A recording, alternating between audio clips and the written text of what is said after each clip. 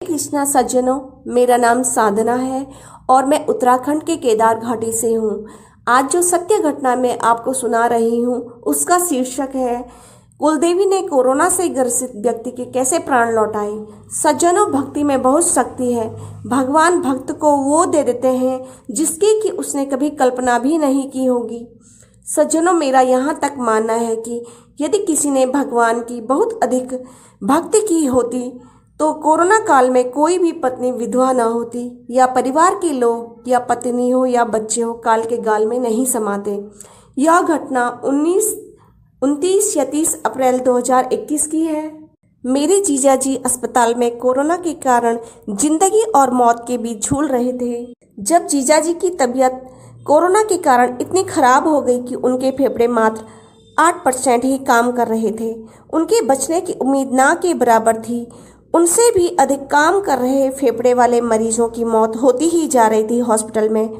ऐसे में मैंने, मेरी माँ ने और मेरे पूरे परिवार ने हमारी कुल देवी भगवती का स्मरण किया। वह मैंने कान्हा जी का भी साथ में किया। मेरी और मेरे परिवार वालों की हालत पागलों सी हो गई थी कि क्या होगा, क्योंकि उनके छोटे छोटे बच्चे हैं। मेरी माँ ने माँ भगवती के चरणों में प्रसाद लाने के लिए स्वस्थ हो जाने की बात के लिए 51 रुपये का उठावा रख दिया। मैं भी दिन रात यही कहने लगी कि हे मेरे दादू कान्हा, मैं आपकी पोती हूँ। मेरे जीजा जी रिश्ते में आपके दामाद हुए, लाज रखो प्रभु। क्योंकि पूर्व में एक घटना हमारे साथ घटी। मैंने कान्हा जी को जो है दादा दादी बना रखा है, राधे को दादी बना रखा है और उन्होंने ये रिश्ता भी स्वीकार कर रखा है। एक बार क्या होता है कि एक लड़की काफ़ी गरीब सी होती है तो उसके पास कपड़े नहीं थे, तो मैंने सोचा कि चलो इसे 1100 रुपये दे देती हूँ। तो जैसे मैंने स्वामी जी से 1100 रुपये मांगे उसको देने के लिए, तो एकदम से बलराम भगवान ने मेरे कान में बोला कि ये जवाई बन रखा ना ये मेरा, क्यों नहीं दे रहा है गौशाला में दान। तो जब उन्होंने ये शब्द बोले तो मैं एकदम से अवाक सी रह गई। मैंने कहा स्वामी जी, ये तो बलराम भगवान की आवाज़ है, क्योंकि वो जब वो दर्शन देते तो उनकी आवाज़ थोड़ा अलग होती है, कान्हा जी की अलग होती है जब दर्शन देते। तो मैं उन दोनों की आवाज़ पहचानती हूँ, हालांकि वो है तो एक। और उन्होंने ये शब्द बोले तो फिर मैं रुक गई। मैंने कहा अगली बार दे देंगे उनको। उन्होंने मना तो किया नहीं ना कि वहाँ मत देना। तो फिर उस टाइम पे मैंने कहा कि तुरंत इसको जो है गौशाला के लिए दान कर दो। जब उन्होंने आदेश दिया है तो करो इसे तुरंत। तो फिर वो तो वहाँ हमने दान कर लिया। तो उन्होंने खुद बोला कि ये मेरा जवाई है ना। तो जब उन्होंने ये रिश्ता स्वयं से स्वीकार कर रखा है तो मैं पोती हो गई उनकी और स्वामी जी उनके जवाई हो गई। तो उसके अनुसार मेरे जो जिया जी हैं वो भी उनके जवाई हुए। तो मैंने बोला हे दादा दादी, आपके जो जवाई हैं उनकी जान जो है संकट में है और उनके छोटे छोटे बच्चे छूट जाएंगे, क्या होगा। तो मैं बहुत रोने लगी। मेरा विकराल सा रूप हो गया और मतलब मैंने बाल भी मेरे बिल्कुल बिखर रखे थे, ना मैंने खाना खाया और रात को मैं भूखी सो गई। स्वामी जी हॉस्पिटल में थे और मेरा इतना सर दर्द हो रहा था कि क्या करूं मैं। तो मैं रात को भी उठ के बैठी, मेरा मन नहीं लग रहा था। मैंने कहा मैं क्या करूं।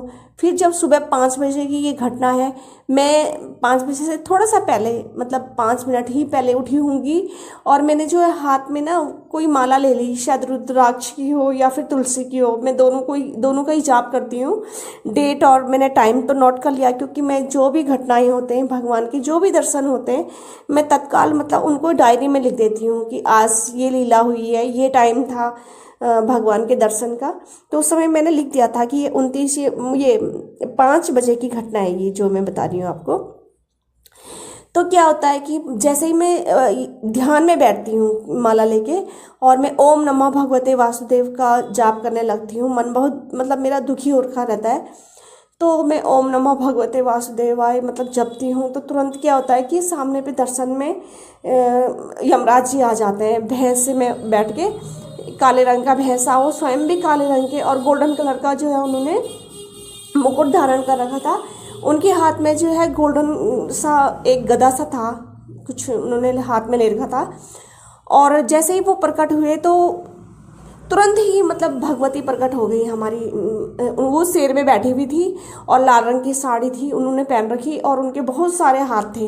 तो वो एकदम से हाथ फैलाते हुए यमराज जी के आगे लग गई उस शेर में। तकरीबन ये 3 बार ये घटना हुई। जैसे यमराज सामने प्रकट हो जाए तो उनके आगे वो हमारी कुल दादी जो भगवती है वो प्रकट हो जाए। तो ये घटना जब लगातार 3 बार हुई तो तब लास्ट में जो है दादी भगवती ने मेरे को बोला, दर्शन में उन्होंने दिखाया कि जब वो शेर में बैठी हुई थी तो उनके आगे पे एक परात आई और उस परात में बहुत सारा मीट आया, मांस। तो दादी भगवती ने बोला कि इसने मीट भी तो बहुत खार खाया है। बस ये शब्द थे उनके और वो सब अदृश्य हो गए।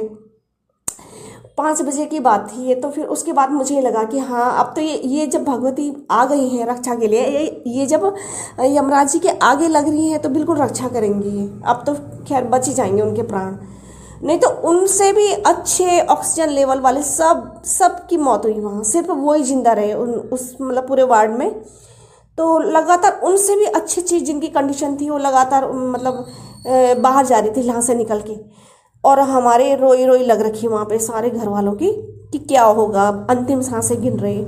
तो उसके बाद जो है मैंने भी स्वामी जी से कहा कि अब कुछ नहीं होगा, जब भगवती आ गई, भगवती रक्षा के लिए आई है वरना वो आती नहीं है, तो जब आई है तो वो जरूर इनके प्राण की रक्षा करेगी। तो ये घटना मैं भूले नहीं भूलती कि ये जो प्राण लौटा रखे हैं ये हमारी कुलदेवी भगवती ने लौटा रखे हैं। मैं तो कह रही बंधुओं सज्जनों, तुम देश रहो परदेश रहो कहीं भी रहो, लेकिन अपने कुल देवी देवताओं की पूजा मत छोड़ो, उनको प्रेम करना मत छोड़ो, उनकी पूजा पद्धति मत छोड़ो। वो ऐसे संकट में काम आते हैं, क्या कहें। मैं तो ये कह रही कि कोई भी किसी ने भी अगर भक्ति करी होगी ना सच्चे मन से, और अगर वो ऐसे संकट में पुकारेगा तो भगवान जरूर सहायता के लिए आते हैं। बस यही मुझे संदेश देना था इस सत्य घटना के माध्यम से।